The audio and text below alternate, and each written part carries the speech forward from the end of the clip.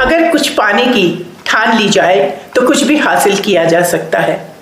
Teenage में देखी एक डॉक्यूमेंट्री ने उस बाल मन पर ऐसी छाप छोड़ी कि असंभव लगने वाली मंजिल को साकार करने का मन बना लिया उसने। और फिर मौका मिला पृथ्वी के सबसे बड़े, सबसे ठंडे और शून्य आबादी वाले आइलैंड एंटार्क्टिका में भारत एंटार्क्टिका अभियान दल का अभिन्न हिस्सा बनने का, जहां 6 महीने सूर्य देवता के दर्शन नहीं होते और 6 महीने सूर्यास्त ही नहीं होता, वहां आप 15 महीने रहे।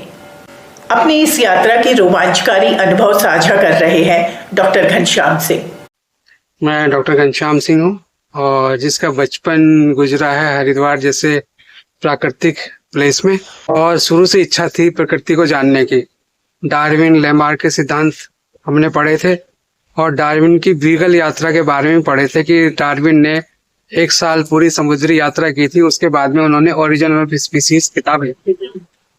आगे जब बढ़े 11वीं क्लास तक आए, ओजोन होल को लेकर के 90 के दशक में बहुत बात चल रही थी और ये माना जा रहा था कि अंटार्कटिक के ऊपर एक ओजोन का बहुत बड़ा होल बन गया है, जिसकी वजह से अल्ट्रावायलेट रेज नीचे आ रही है और बीमारियों की संभावनाएं बढ़ रही है। इसी बीच एक डॉक्यूमेंट्री आई आर्कटिक और अंटार्कटिक को लेकर के।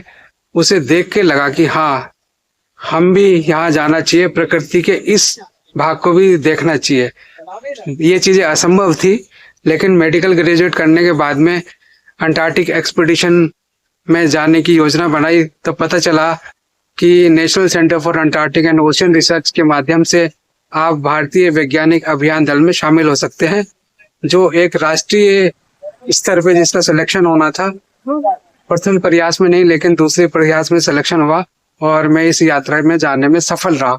अंटार्कटिक एक्सपीडिशन में बेसिकली 2 तरह के अभियान दल होते हैं, एक शीतकालीन और एक ग्रीष्मकालीन। शीतकालीन अभियान दल जो शुरू होता है वो अक्टूबर से मार्च तक होता है और जो शीतकालीन होता है वो अगले अक्टूबर तक होता है। 2 समर और 1 विंटर उसमें एक साथ होती है। तो बेसिकली जो हमारी टीम थी वो यंगेस्ट टीम थी, इसमें ज्यादा से ज्यादा यंग लोग थे और वहां जाकर के ये अनुभव किया कि आज के वैज्ञानिक युग में भी हम प्रकृति से नहीं लड़ सकते हैं।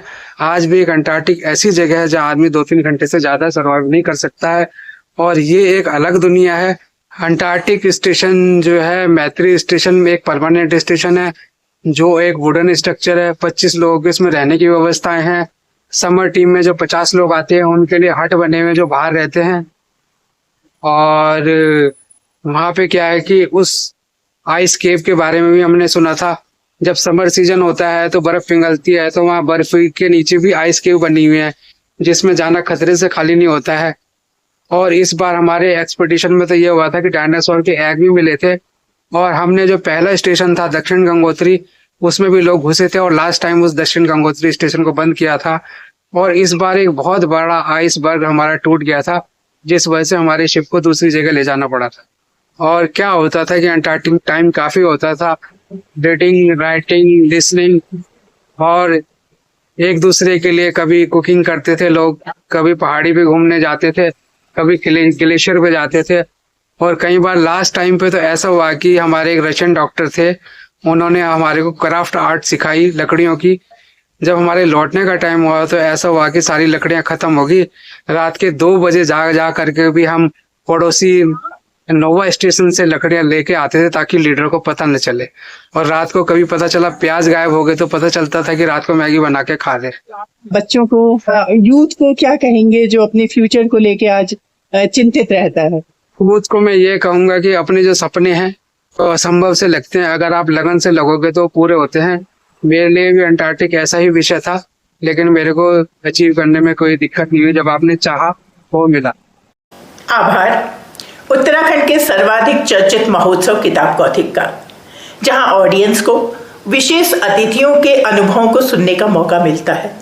अब सुनते हैं जाने माने राइटर श्री केपी सिंह के साथ हुई इस यात्रा की वार्ता के कुछ और रोचक पहलू। तो मैंने निश्चित किया था कि अगर कभी समय मिलेगा तो अर्थ के इस पार्ट में जरूर जाऊं। ऐसा मौका मिलने का अवसर मेरे को मिला जब मैं दिल्ली में था और 5 साल की रेजिडेंसी मैंने करावती और राम मनोहर लोहिया से पूरी की थी।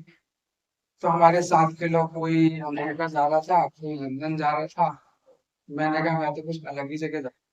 और भारतीय अभियान अंटार्कटिक अभियान था तो 1981 से शुरू हो चुका था। SZ काशो वो पहली बार अंटार्कटिक गए थे, फिर से गए, अंटार्कटिक तक को छुआ और एक हफ्ते बाद वापस। तीसरे अभियान में भारत का पहला अंटार्कटिक सेंटर रिसर्च सेंटर की शुरुआत हुई थी। वो अंटार्कटिक तट से 20 किलोमीटर क्या आगा वेदर अनप्रेडिक्टेबल होता है, बर्फीले तूफान आते रहते हैं। 3-4 सालों के अंदर अंदर जो है ना वो स्टेशन धस गया। फिर रशिया का स्टेशन था नोवो। उस वक्त हमारी प्रधानमंत्री श्रीमती इंदिरा गांधी और हमारे रशिया से अच्छे संबंध, तो उन्होंने हमारे को जगह दी, एक मैत्री स्टेशन की शुरुआत हुई। तो ये तो भारतीय अभियान दल की इतिहास। ट्रेन की शुरुआत है वो 2000 की है। 2000 में उनको एक डॉक्टर चाहिए था।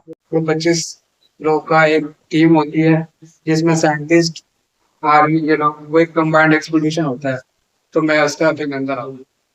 डॉक्टर साहब, वहाँ पहुँचने के लिए जो चुनाव होता है उसकी प्रक्रिया है। इसके 2 तरीके हैं। एक वहाँ पे टीम होती है रिसर्च वाली, एक होती है लॉजिस्टिक है। दूसरे शारीरिक और मानसिक स्तर पे आप ऐसे होते हैं, आप आइसोलेशन 1 या 1.5 साल रहने के कारण। मैं कॉलेज की शुरुआत से ही योगा और बॉडी बिल्डिंग मेरा रूटीन का पार्ट रहा है जी। नहीं, आप सबसे पहले सुपर फिट, जब यहाँ भी सर्दियाँ हो रही होती तो वहाँ पे गर्मियाँ हो रही होती है, तो अक्टूबर के महीने में ये एक्सपेडिशन जाता है। और उसका जो जाने का रास्ता है, पहले तो गोवा से सीधे 3 माइल से आगे से मॉरिशस होते हुए जाते थे, लेकिन हमारे टाइम पे थोड़ा शॉर्ट किया गया उसको।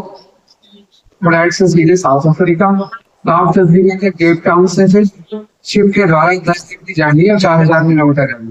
और अंटार्कटिक कोस्ट पहुंचने के बाद में जो इंडियन स्टेशन है वो 100 किलोमीटर दूर है। तो वो 100 किलोमीटर जाने के लिए पैसेंजर और जो रिसर्च के सामान वो हेलीकॉप्टर से जाते हैं। बाकी सामान के लिए क्या होता है कि साल भर में 4-5 कॉन्वॉय जो है वो अरेंज किए जाते हैं। वहाँ आता जो समय गुजरा 15 महीने 15 महीने ऐसा वातावरण बना हो कि हम कैसे अपना वक्त पास कराएं। और अक्टूबर से लेकर के जनवरी तक वहाँ पे दिन होता है, जब रात नहीं होती है।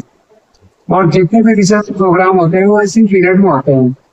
मार्च अप्रैल आते हैं कि शीतकालीन शुरू हो जाते हैं। और 19 मई से लेकर के 23 जुलाई तक पूरी रात जाती है, जिसको पोलर नाइट बोलते हैं जी। तो पोलर नाइट ही बड़ी कठिन होती है, क्योंकि आना जाना खत्म हो गया, टीम आपकी लौट गई, मिलना जुलना बंद हो गया, तो आप मानसिक रूप से अकेले हो। तो उसको मैंने एक कविता में भी लिखा है, आपने इसको सुना था, आग नहीं लगती वीरानी में, पर हमने बर्फ के तूफानों में जानते हुए दिलों को देखा। क्या सबसे बड़ी बात है कि आपने 4 किताबें उस दौर में लिखी है जब आप यात्रा। एक किताब आपके मेरे पास है मुसाफिर, और यात्रा के दौरान जो आपका लिस्टर्स है, क्या आप क्या शिक्षा देना चाहेंगे?